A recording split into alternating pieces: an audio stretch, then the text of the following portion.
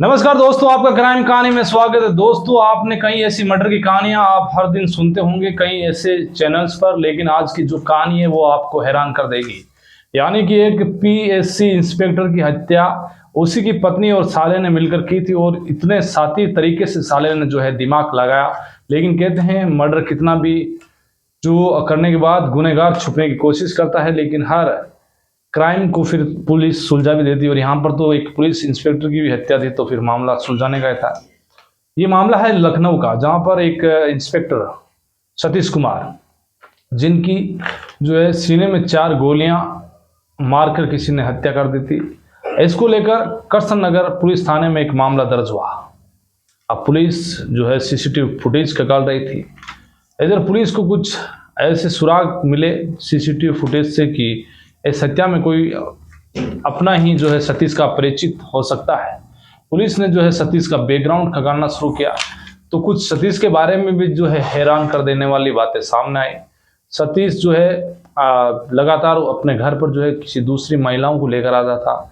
एक बार की बात है कि जो है सतीश अपने घर पर एक महिला और एक दलाल को लेकर आया था, और फिर उसकी पत्नी ने जो है इसका विरोध किया था। ये बातें भी लोगों से जो है निकल कर सामने आई। अब पुलिस जो है इस मामले को लेकर अपनी तफ्तीश शुरू की तो उसमें फिर जो है जो सीसीटीवी फुटेज थे इनके भाई के, जो सतीश का भाई था अजीत, इनके घर के सीसीटीवी फुटेज में जो है गोलियां चलने की आवाज़ कैद हुई, लेकिन वहाँ पर जो है तस्वीरें साफ कैद नहीं हो पाई थी। और वहाँ पर जो है इनकी पत्नी जो भावना थी वो भी मौजूद थी। वो चिल्लाई जब शूट हुआ उस समय 70 सेकंड के बाद में जो है चिल्लाने की आवाज़ आई, तो पुलिस को लगा कि आखिरकार जो है वो वहाँ पर थी। फिर 70 सेकंड बाद में वो चिल्लाती है, कहीं ना कहीं इस मामले में कोई ना कोई गड़बड़ है। फिर पुलिस जो है भावना से पूछताछ करती है, तो भावना ने बताया कि मैं अपने घर में सो रही थी, मेरा सर दर्द हो रहा था, मैंने 15 मिनट तक जो है रेस्ट किया और अचानक मुझे जो है गोलियों की आवाज़ सुनाई दी, और इस वजह से जब मुझे लगा कि बाहर जाके देखा तो फिर सतीश तड़प रहा था। पुलिस को ये बात हजम नहीं हुई। उनको लगा कि जब गोली चली तो उसके मात्र 70 सेकंड के बाद में जो है भावना की चिल्लाने की आवाज़ आई, और ये करीब 15 मिनट बाद में उठी और बाहर गई तो सतीश तड़प रहा था। फिर उसे कड़ी पूछताछ की गई, तो फिर जो है मामला जो है खुल गया, और उसने फिर बताया कि जो सतीश था वो लगातार घर पर जो है दूसरी महिलाओं को लेकर आ रहा था। उसकी एक बच्ची भी थी 10 साल की, लेकिन लगातार इस वजह से वो परेशान थी। उसने अपने भाई देवेंद्र कुमार वर्मा को ये बात बताई कि लगातार तुम्हारा जीजा है जो दूसरी महिलाओं को घर पर लेकर आ रहा है। साथ में ही उससे एक तांत्रिक मिला फतेहपुर का, जो यूपी का रहने वाला।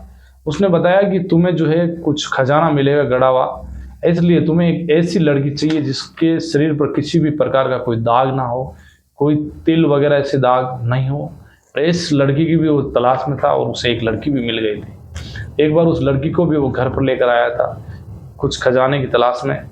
लेकिन ये बात जो देवेंद्र था सतीश का साला, उसे जो है भावना ने बताया कि लगातार ऐसी हरकतें कर रहा है। इस वजह से भावना परेशान थी। सतीश का साला देवेंद्र कुमार वर्मा जो बीटेक किया हुआ एक इंजीनियर था, और उसने जो है 2015 में बैंक पीओ की तैयारी करके नौकरी भी लग चुका था। और 2018 में जो देवेंद्र कुमार है उसने यूपीएससी की तैयारी के लिए फिर जो बैंक पीओ से इस्तीफा दिया, और इंजीनियर दिमाग से उसने जो सतीश का जो मर्डर है वो इस तरह से किया कि सबसे पहले तो जो सतीश की जो है लोकेशन के लिए उसने एक जीपीएस ट्रैकर खरीदा, वो सतीश की जो है गाड़ी के लगाया। और एक नया जो उसने मोबाइल खरीदा उसमें तो उस जीपीएस ट्रैकर के लिए जो लोकेशन का जो होता है सिम कार्ड वगैरह उसमें डाल कर उसकी टेस्ट की, और खुद का मोबाइल जो उसके घर पर ही रख दिया था कि कल को पुलिस यदि पकड़ती है तो फिर उससे जो उसकी लोकेशन और उसकी कॉल डिटेल जो है उसके सामने ना आ पाए। ऐसी के बाद जो सतीश ने का मर्डर करने के लिए देवेंद्र कुमार ने कानपुर से जो है एक पिस्टल खरीदी, और उस पिस्टल से फिर वो आकर घर पर जो सतीश का घर था राजीपुरम इलाके में वहां पर आकर जो है इस हत्या के लिए एक साइकिल खरीदी, और उस साइकिल से जो है राजपुरम इलाके में जो घर था वहाँ पर ये पहुँचा और दिवाली का दिन चुना गया, यानी कि दीपावली पर जो है पटाखे की आवाज़ आती है। और जो भावना थी सतीश की पत्नी, उसने जो है सतीश को कहा कि तुम दीपावली पर घर आओ, और वो घर आया हुआ था। और फिर इसने जो है एक ड्रेस जो खरीदी, वो ड्रेस भी जो है वापस जब उसका गोलियां मारी गई उसके बाद जब जा रहा था, तो इसने जो कानोसी नहर है जो राजीपुरम इलाके में, उसमें जो है उसके कपड़े डाल दिए। उसके बाद में उसने जो है अपने जूते भी छुपा दिए थे। तो ये कहानी थी, और इस कहानी में आज इतना ही। फिर आप